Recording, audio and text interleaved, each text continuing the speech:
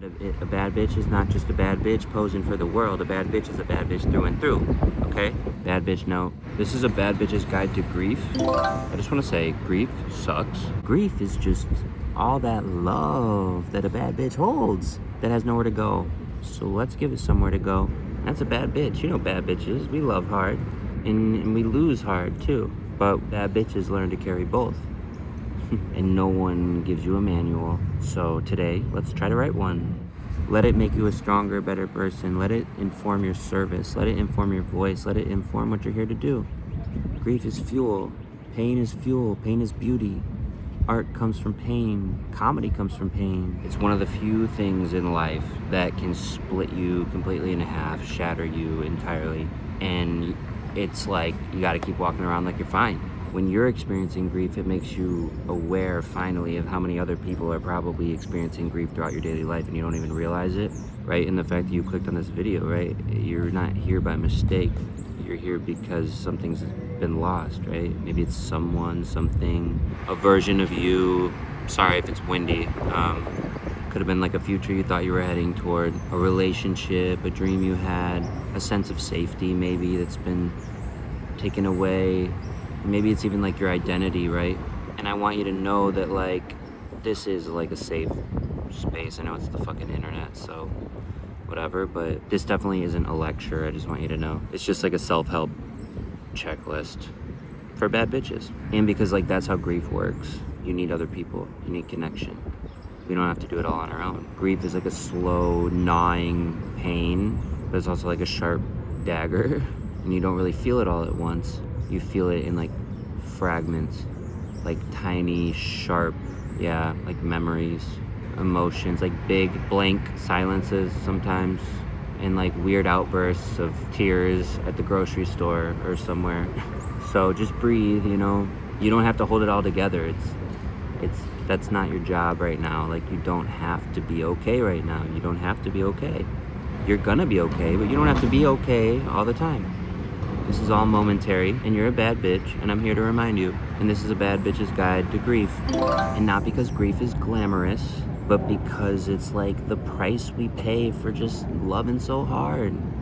So what is grief, right? Because it's not just sadness, right? Like, I want to get really clear on that right from the jump, because sadness is a feeling, and grief, you know, grief is a whole entire process. It's like it's an emotional, physical, even like a spiritual response to a loss of some kind. And psychologists say that it's like one of the most stressful experiences that a human being can endure during their lifetime. And it lives in your body as well, because it calcifies in your nervous system, your grief does, and like even in your digestive system as well. You can notice memory fogs, like even your immune system can lower, lack of sleep. It's like your whole being is wanting to say like, something is missing, and we can tell. All of your systems can tell. Something that was safe and loved, so cherished, and now it's gone. Whatever it is, right? Like grief is like the echo that follows the explosion. Grief is like the thunder after the lightning, and no one gives you a manual. So today, let's try to write one. This is the part in the video where like a real therapist would walk you through the Kubler-Ross model, but I'm not gonna do that. But I'll just like run through it really quick. How about? These are the 5 stages of grief: denial, anger, bargaining, acceptance, depression, acceptance. They are all real. You might experience them in a circular fashion, but I'd argue that like, they're not even stages, because they're not stages, because they're just ingredients of grief, basically, because you're experiencing them like all at once, sometimes within, you know, minutes of each other. And like, I've kind of grown to detest this word, but like linear, and this phrase, like things aren't linear, like, but yeah, grief is not linear. I just have to say it. It's not linear. Ugh, can't believe I said it, but I said it. And like, there's no point at the end of your grief either where they're like, congrats, you're at acceptance, now it's over. Like that doesn't happen. Grief is more like mystical, like, because it's intangible. It moves like water, you know?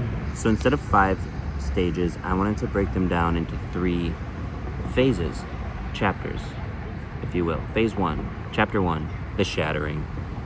The shattering.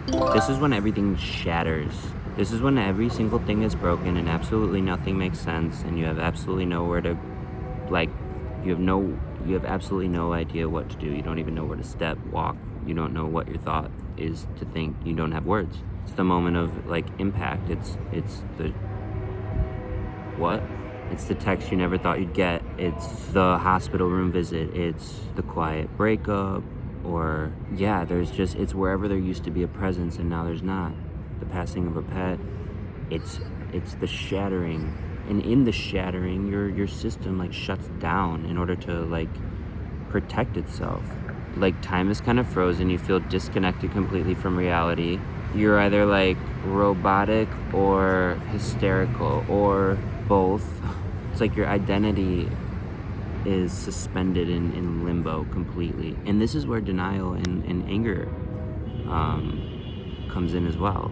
Because that's where, like, denial and anger kind of, like, live. So it's not even that, like, you don't know what happened, obviously. It's that, like, your body can't let you take it all in yet. Because it's all too big, it's all too much. You can't conceptualize it all yet. And honestly, that's okay. That's just your brain, like, doing its job. It's not, like, malfunctioning or anything. You're not weak. You're not going numb. You're gonna be able to feel again someday. And you're not being dramatic either for, like, screaming into a pillow or, like, freaking the fuck out and crying and just falling apart. You're not wrong for that. Doesn't make you weak. Remember, this is a bad bitch's guide to grief. Bad bitches grieve too. And so during phase 1, the shattering, you're not supposed to be strong. You're supposed to be gentle. Ooh, always gentle on the channel, because that's your way out. But you can feel your way through it if you're brave. Gotta be brave. But a bad bitch is brave. Phase 2, the wandering. My zit is crazy. The wandering. Who am I now? Who am I now? Like, who am I? Who was I? Who the fuck? This is such a tough part. This is the hardest part. Well, maybe it's just the hardest part for me. It's my least favorite part, I'll say. This is the quiet part. This is the foggy part. This is the part that's not, like, cinematic. It's never in the movie. But yeah, this is the part where you're just blank. Like, you're waking up, you're doing the things you need to do, but you're not there. You know that feeling. Like, you're not there. And this is the wayward, wary, wantless wandering. This is the wandering, because this is exactly how it feels. And this is where this is where your therapist might say the bargaining comes in, because you start to, like, replay conversations in your head, and then, like, you start to fantasize about how things could have been different, and you stop feeling excited about anything. Actually, you just look in the mirror and you, like, don't even really recognize yourself at all. This is, like, the part, yeah, you kind of stop dreaming. It's, like, scary, actually. You stop reaching because you stop wanting. You stop, like, desiring because you don't even know what you desire. You don't know who you are in this moment. But you do. You do. But there's a huge disconnect, because where we're taught that humans are defined by, like, what it is that we want, right? We're taught that we are what we want, right? On, like, a first date, it's always like, what do you do for a living? It's like, who fucking cares? So many other interesting things about me, like, about you, you know? I digress. But yeah, we stop to chase things, we stop wanting to do things, we go hermit mode, we disappear, we start to feel like, what am I even doing here? What am I even doing here, you know? But listen to me, please listen to me. This is not the end of your story. This is not the end of your story. This is the compost, okay? This is where the soil of your soul is, like, turning itself over. This is where you're sowing more seeds. And I know how annoying that is. In the wantlessness, in the emptiness, like, just rest. Honestly, rest. I know it feels like you have a million things to do, but, like, they're not going to be done correctly or in the way that you like them, or, like, quite frankly, in the way that is contributing if you're in this current state of grief. And it will pass again. This is cyclical. This could pass in 5 minutes. Just sit down and rest. You can rest. You're allowed to rest. It's reconfiguration in this moment. It's sacred confusion in a way, right? Confusion. It's just getting us out of the way of our own shit. So just surrender to that, you know? It means that your brain is, like, really rewiring and trying to learn something new fast. So the best thing you can do is like rest. Another bad bitch note is like, don't panic if you feel like you're just floating in thin air.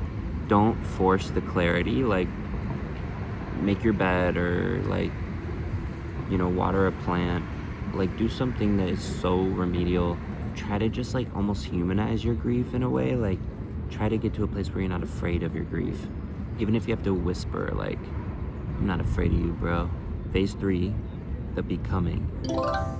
This is the part where you're like, oh, I'm still me, but I'm not the same anymore. I'm changed. And then slowly, without realizing it, like you start to come back into your body, but it's not at all a return to like who you were. It's like a return to like a new version of yourself. You've learned so much, you've gotten through so much, and you don't even realize how much you've gotten through when you arrive at this place. This is a version of you that carries the loss, not as like a weight, but almost as like another layer of like who you are. It's not acceptance. It's more like integration. And someday you might reminisce on the story without crying. Like you might smile. You will laugh again, and they will surprise you. These laughs, they'll come out of nowhere again. Deep belly laughs that you deserve, and the sadness that you once felt, like you will not be broken by it. You will actually have met yourself in such a more deep and profound way. If you give over to this grief and this process, you become wiser, and you have so much more space. You're like more spacious in yourself. Bad bitch note, I should have put this at the beginning, but you don't have to be fully healed in order to begin again. You just have to be willing. You just have to be willing to stay open to the process, to create again, create anew. Willing to trust that you are not your grief, but your grief has become a part of what has made you whole. So here's some tools, some soul hacks, some like gentle help. Always gentle on the channel. These are some tools that I have used. These are not one size fits all, but maybe one or two of them will speak to your spirit. Therapy, an actual grief counselor, someone who specializes in grief. Not me. This is content, not life advice. But yeah, you need like a therapist who specializes in grief, who's not trying to fix you. That's important. Get a therapist who knows that you have to fix yourself and will help you do that. Journaling. I know it sounds so boring, but it's not about your day, okay? It's about what hurts, what you're missing, and what you are trying to grow into. Yeah, that's big. Keep your eyes on the future. The end is in the beginning. Maybe like a voice memo. Do a voice memo to your future self or from your past self. Ooh, yeah, cool. Ooh, now that's cool, like really, really cool. Let them like interact with each other, or let you interact with both of them and just see how that like feels, what comes forward as it pertains to your grief. There can be a lot of healing in that, a lot of insight that comes up from that you might be holding on to that you're not aware of. Drink water, do baths, like go swimming, take showers, fucking cry. Grief wants to move out of you, and the more that you cry, the more you let it out. Yeah, that's why people grieve for years and years and years, because they don't let it out. Movement, like not to stay in shape, but literally to help your body just remember that it's alive. It'll help your endorphins start moving, your blood cells will start working, your heart will start beating, and then yeah, your lungs will start, your brain will start firing again. You'll start feeling like yourself faster if you move your body. I promise. Go for a walk. That's it. Little stretching. Nothing crazy. Little bits at a time. Be so soft with yourself. Also, permission. Give yourself permission to cancel plans, to ask for help, to not be okay. Give yourself permission to not be okay. And then when you're ready, create. Even if it's bad, even if it's private, grief just wants to be given form. Like, that's what I meant about journaling. But if you're an artist, like, yeah, make some art. If you're a chef, make some food. If you like, put together a playlist. Just like make some space where your grief can live outside of your body, you know? Because it can't stay in there. It'll make you sick. All right, that was A Bad Bitch's Guide to Grief. I hope you got something out of it. Thank you for trusting me with your heart in this video. Hope that's not too weird to say.